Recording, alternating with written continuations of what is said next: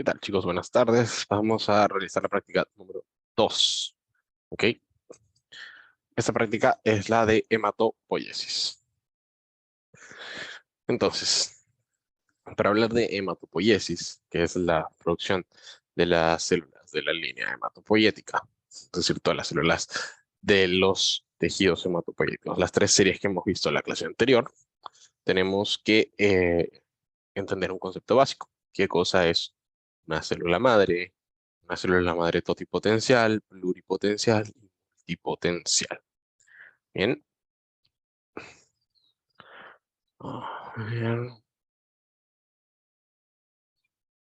Vamos a ver.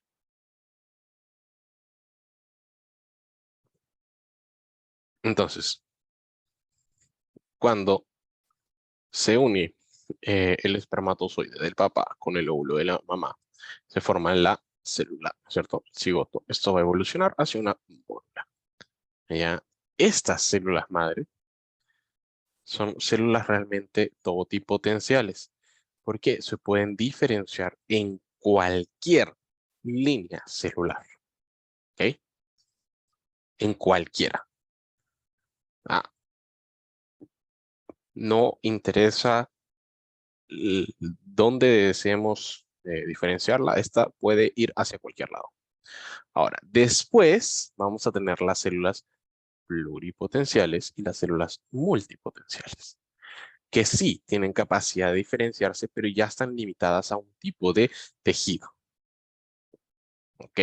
Entonces, eh, van, por ejemplo, las células mm, pluripotenciales o multipotenciales, pero que se pueden diferenciar solamente en leucocitos, ¿no?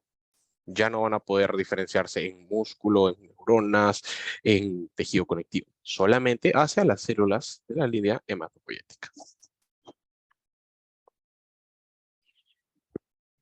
No está pasando ahora.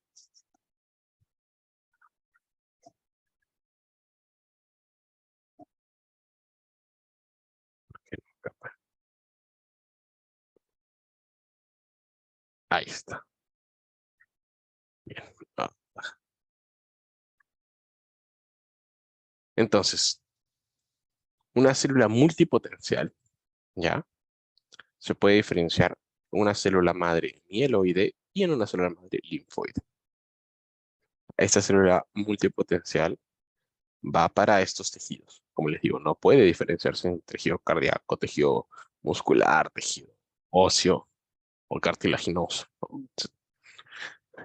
Más bien, la célula madre mieloide, dependiendo de los factores a los que sea expuesta, se va a diferenciar en, bien, un eritroblasto, un megacardioblasto, un mieloblasto, un monoblasto. El eritroblasto nos va a dar la eritropoiesis, megacardioblasto, trombopoiesis, mieloblasto, la granulocitopoiesis, y el monoblasto, la monocitopoiesis. ¿Ok? El eritroblasto va a pasar, ¿no es cierto?, su proceso de diferenciación, que va a llegar a un reticulocito, que es el último estadio del eritrocito inmaduro dentro de la médula ósea. Y el reticulocito sale a la sangre periférica y ya madurado como eritrocito. Es verdad que puede ser que tengamos algunos valores de reticulocitos en sangre periférica, es normal, pero son muy bajos. El megacarioblasto también pasa su proceso de diferenciación, se convierte en un megacariocito y se lisa, y esos fragmentos celulares del megacarioblasto son las plaquetas. Los mieloblastos se diferencian en tres. ¿Okay? Esta línea granular se diferencia en tres: los eosinófilos, los basófilos y los neutrófilos, que tienen un estadio inmaduro, que son los neutrófilos abastonados. Y por último, los monocitos, el monoblasto llega a ser un monocito y cuando va hacia los tejidos, se vuelve un macrófago. Y eso es para la línea mieloide, ¿ok? Ahora, si vamos a ver a la línea linfoide, la linfopoiesis, el linfoblasto se puede diferenciar en tres: una célula B, una célula T o una célula natural killer. La célula B, luego de madurar, se vuelve una célula plasmática. El linfocito T puede ser o un T-helper o un T citotóxico. Y la natural killer queda ahí.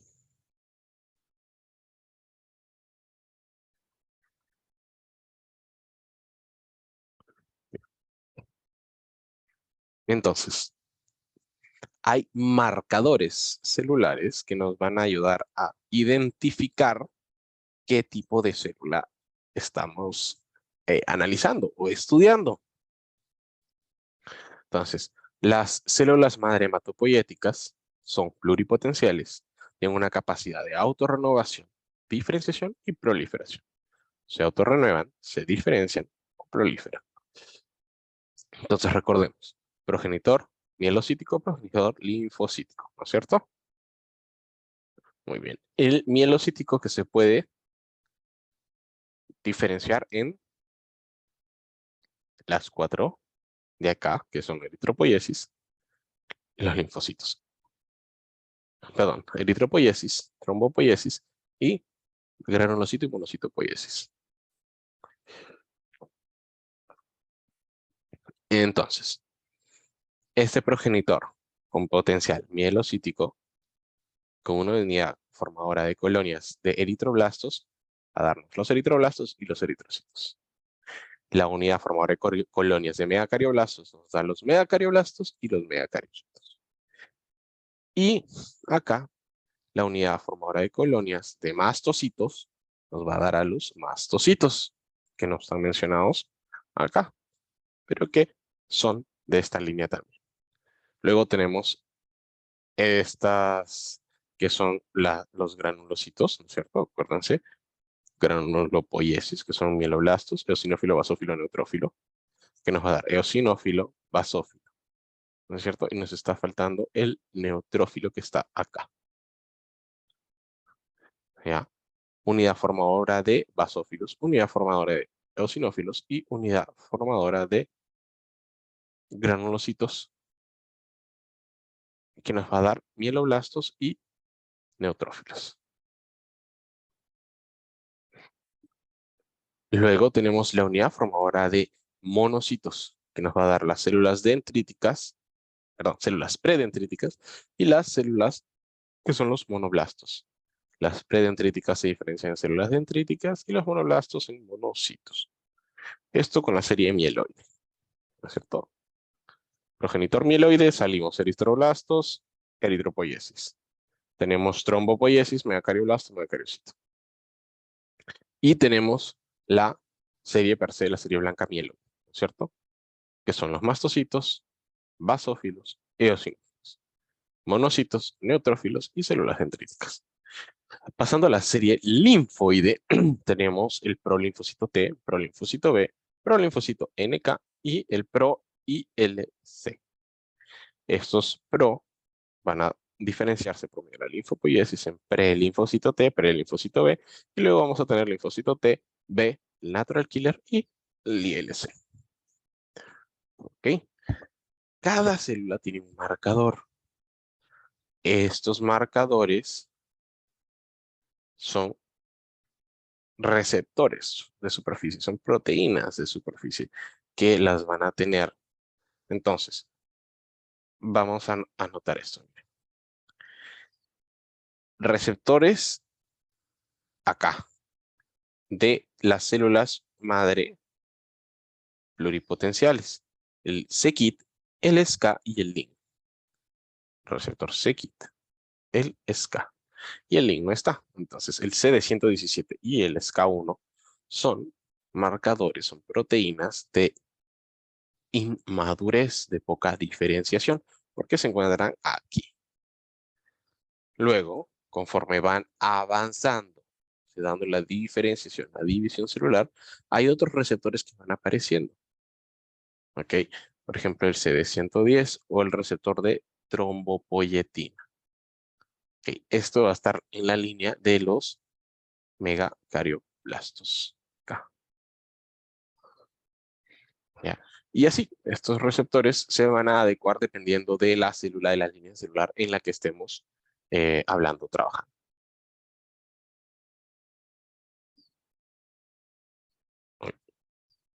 Ahí está. Entonces, En lo que viene a ser la hematopoiesis, al inicio de la vida, cuando somos un embrión, ¿ok? Las primeras 2 semanas y media, la hematopoiesis viene siendo dada por el saco vitelino. ¿Ya? Luego eso va a disminuir. ¿Y quién toma la posta? El hígado. El hígado y el vaso.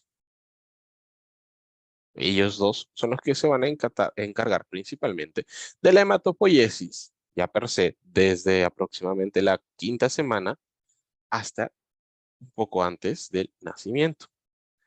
Porque vean que no es que uno deja de funcionar y recién el otro empieza, no. En la medida que uno va bajando, el otro va empezando. Entonces, el pico, más o menos a la quinta semana, que el hígado y el vaso están produciendo su mayor hematopoiesis, ya empezó la perdón, la médula ósea a producir hematopoiesis. Y se van a reemplazar. Y luego, ya per se, en la etapa postnatal, es la célula, perdón, es la médula ósea la que se va a encargar de la hematopoiesis.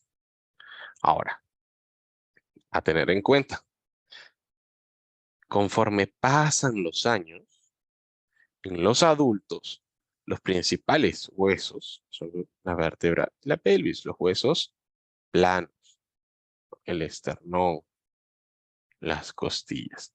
Cuando son niños, oh, hay fémur y la tibia, pero en los adultos, ¿no? Un adulto de 30 años, si uno le hace una aspirada médula ósea en la tibia, no va a sacar mucha cosa. En cambio, vean, a los 30 años, un aspirado del esternón, hay una buena cantidad de médula ósea. Puede ser mejor de la pelvis o de las vértebras. Entonces, vean, saco vitelino de 3 a 8 semanas, hígado 6 semanas, vaso de 10 a 28. Y la médula ósea empieza a las 18 semanas y se prolonga hasta la vida adulta.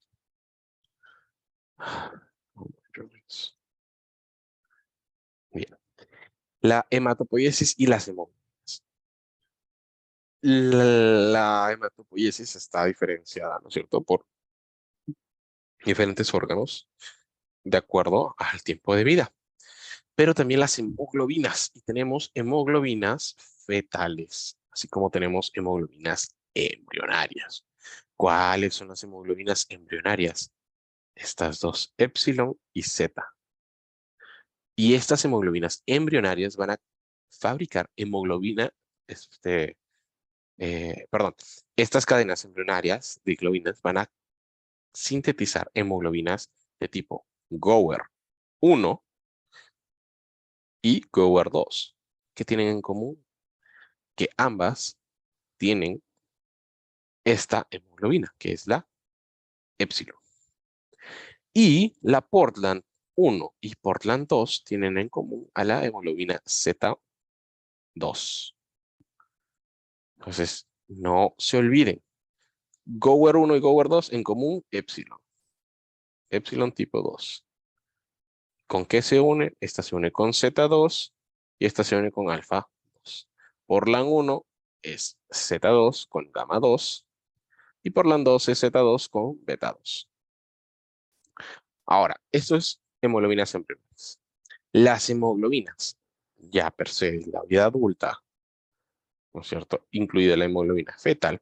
Vean que acá tenemos hemoglobina fetal, hemoglobinas embrionarias y luego hemoglobinas adultas, ¿no es cierto? Hay una hemoglobina que sigue siendo presente en los adultos. La hemoglobina del adulto, luego tenemos la hemoglobina del adulto tipo 2 y la hemoglobina fetal. ¿Cómo se compone la hemoglobina del adulto? Cadena alfa, cadena beta. ¿Cómo se compone la hemoglobina del adulto tipo 2? Cadena alfa, cadena delta. Y la hemoglobina fetal, cadena alfa y cadena gamma. ¿Cuál es la más importante, la más predominante? La hemoglobina del adulto tipo 1. ¿Ok? Luego tenemos la del tipo 2 y luego la fetal. Que por lo general esos son los rangos, ¿ya? La hemoglobina del adulto suele tener entre 95% más o menos, ¿ya? La hemoglobina del adulto.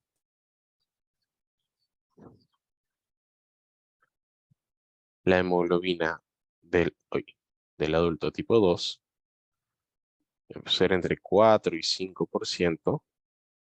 Y luego tenemos a la hemoglobina fetal, que es menor al 1%. Entonces, si tenemos un aumento de estas hemoglobinas y una disminución de la de acá, estaríamos hablando de algún problema en las hemoglobinas, que por lo general son patologías asociadas a las talasemias. Entonces, nuevamente, veamos, miren, estamos hablando de células madre, pluripotenciales, KIT ligando, interleuquina 1, 3 y 6. Son marcadores de inmadurez, son marcadores de células madre pluripotenciales. Luego, para diferenciarlas en el progenitor mieloide y en el linfoide, vamos a tener diferentes factores. Si hablamos de la serie mieloide per se, que tenemos interleuquina 1, interleuquina 3, 6 y 11. Y bueno, el FLT está común y el kit ligando también. ¿Cuál otra empieza a tallar acá también? La unidad formadora de colonias de granulocitos. Por otro lado, en la serie linfoide, vamos a tener la interleuquina 7. Entonces, para el serie linfoide, interleuquina 7, para serie mieloide, interleuquina 1, 3, 6 y 11. Y unidad formadora de colonias de granulocitos. Seguimos. Acá. Luego esto se va a diferenciar. ¿En quién? En la línea granulocitos, en la línea de los eosinófilos basófilos y los megacariocitos, junto con eritrocitos, ¿no es cierto? Entonces, acá. Esta es la razón, ujú, de que la proteína que ellos utilizan, sea el receptor de trombopoietina o el receptor de EPO, ambos se pueden ver afectados cuando tenemos una mutación, porque usan la misma vía, la vía de Jack-Stack. Entonces, si tenemos EPO, hacemos pronormoblastos, etcétera, etcétera, va a llegar a eritroblasto, vamos a llegar a reticulocitos y luego a eritrocitos. Si estamos activando la vía del receptor de trombopoietina, que también es conocido como el CD110, se va a diferenciar un megacardioblasto, megacariocito y luego plaquetas. Entonces, ¿qué diferencia aquí de estos lados? Realmente, miren, FL3, kit ligando y unidad formadora de granulocitos. Unidad formadora y FL3. No tiene ligando kit. Acá tenemos interleuquina 3 y aquí 3 y 5. Entonces, continuamos. En la serie de los granulocitos, monocitos, el progenitor de granulocitos y monocitos. Si se ve expuesto a la unidad formadora de colonias de granulocitos, ¿ya? Va a ser un mieloblasto, luego un neutrófilo. Y en la unidad formadora de colonia de monocitos, monoblasto, monocito y macrófago en el tejido. Y aquí, en la línea de basófilos y eosinófilos, podemos tener el mieloblasto y el eosinófilo, el mieloblasto y el basófilo. Finalmente acá, ¿se acuerdan que hablamos de un mastocito? ¿No es cierto? Vámonos a la serie linfoide. En la serie linfoide tenemos las células dendríticas, ¿no? Tenemos las células pre-B y pre-T, así como las células natural killer. ¿Qué los caracteriza a ellos? Los vamos a ver más adelante. Linfoblasto, linfoblasto tipo B, tipo T. Célula B, célula T y célula plasmática. Acá acuérdense que puede ser T helper o que puede ser T CD8 o CD4. Listo. Ahí. Entonces, vean. Citoquinas, características y el potencial terapéutico. Acá tenemos la eritropoyetina. Principalmente se sintetiza en el riñón. ¿A quién afecta? A la célula, a la médula ósea. ¿Ya? Actividad, estimula la proliferación eritroide, previene la apoptosis, tratamiento de anemia crónica, etcétera, etcétera. ¿Ya? Unidad formadora de colonias de granulocitos, unidad formadora de colonias de eh, monocitos y granulocitos, unidad interleuquina 2, 3, 6 y 10. ¿Ok?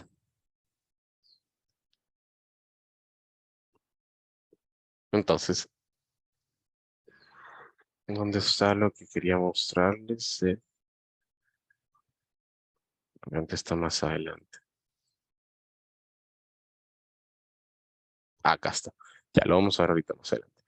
Entonces, en los casos de policitemia vera o de la leucemia mieloide megacariocítica, lo que va a estar alterado es el receptor. Puede ser el receptor EPO si hablamos de la policitemia o el receptor TPO de trombopoyetina CD110 si hablamos de la leucemia mieloide megacariocítica. ¿Por qué? Porque funcionan el receptor, el ligando y trabaja con la misma vía, la vía JAK-STAT. Entonces, cuando se une el receptor JAK, se va a fosforilar STAT, STAT se va a liberar y STAT va a formar un heterodímero con otra partícula de STAT que van a ir hacia el núcleo y van a estimular la proliferación de genes. Y por otro lado, se va a activar la vía PI3K, que va a activar al el BCL-XL, que esto previene la apoptosis. Entonces aumentamos la proliferación y disminuimos la apoptosis. ¿Ok? Luego, la expresión de el HIF-1 alfa en un estado normal, normoxia o de hipoxia. Entonces, normalmente tenemos esta proteína, HIF alfa, que significa es el factor inductor de hipoxia alfa. Cuando hay oxígeno, es decir, acá en la costa no tenemos problemas, ¿qué va a pasar? Sobre este grupo hidroxilo se va a unir una proteína. ¿Qué proteína? La proteína von Hippel-Lindau. Una vez que se marca con la proteína von Hippel-Lindau, esta sección de acá permite un cambio conformacional y va a darse la ubiquitinización de la proteína GIF-alfa, de tal manera que la proteína CBP300 no puede unirse, no se puede unir. Y una vez que la proteína fue ubiquitinizada, entonces pasa al proteosoma y se degrada. Ahora, cuando no tenemos oxígeno, no se pueden unir estos grupos hidroxilo, la parte del GIF-alfa. Entonces, von Hippel-Lindau no puede unirse, queda libre la parte N-terminal y se une el CBP300. Una vez que tenemos esta unión, ¿qué va a pasar? Que se va a estimular y va a dar la estabilización del GIF-alfa y va a pasar a la transcripción y por ende a la traducción de nuevas proteínas que van a permitir aumentar la hematopoiesis. Nuevamente, por otro camino que tenemos en la hipoxia, aumenta esta proteína. ¿Cuál? El VEGF, que significa Vascular Endothelial Growing Factor, o sea, factor de crecimiento endotelial vascular. Y esto también, como su nombre lo dice, aumenta la proliferación de los vasos sanguíneos, va a permitir que crezcan nuevos vasos para hacer llegar más oxígeno. ¿Ok? Y por otro lado, ¿qué va a pasar? En la hipoxia disminuye la interleuquina 8. ¿Y qué hace la interleuquina 8? Tiene un efecto opuesto al GIF. ¿Ok? Entonces, si disminuye, va a aumentar el efecto per se del GIF. Ahora, lo que estábamos hablando antes, los marcadores celulares y la eritropoiesis. Entonces, mientras más inmaduro, recuerden, hay marcadores. Mientras van madurando, van diferenciándose, van perdiendo los marcadores de inmadurez y van ganando otros marcadores. Entonces, vean, célula madre hematopoyética, CD4, etcétera, D4 positivo, link negativo, CD38 negativo. Y luego van ganando, ¿no? CD110 negativo, CD45RA, CD62. Y mientras se diferencia va ganando marcadores. Entonces, ¿cómo se diferencian las células T? En la médula ósea tenemos los precursores. ¿Ok? Luego va a diferenciarse CD4 o CD8. En el timo sucede la selección positiva y la selección negativa. En la corteza sea la positiva, que es decir, se busca linfocitos capaces de unirse al complejo mayor de histocompatibilidad de las células, ¿ya? Que los reconozcan y que puedan producir una reacción. Mientras que en la médula se hace la selección negativa y se busca que no solamente, o sea, ya haya logrado eh, unirse al complejo, sino que no reaccione contra antígenos propios. Evita que se produzcan las reacciones cruzadas y que el sistema inmune ataque al propio cuerpo. O sea, ahí se da la selección negativa. ¿Qué hace? Se les da apoptosis si no pasan la prueba. ¿Ok?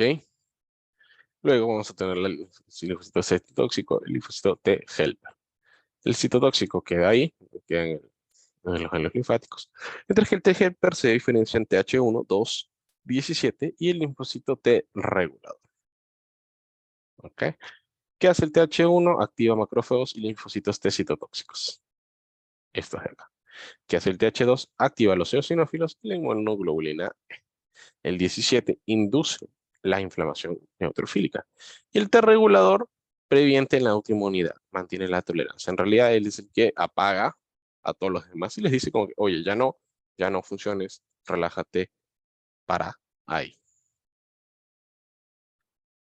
Ahora, los antígenos de diferenciación, los clusters of differentiation.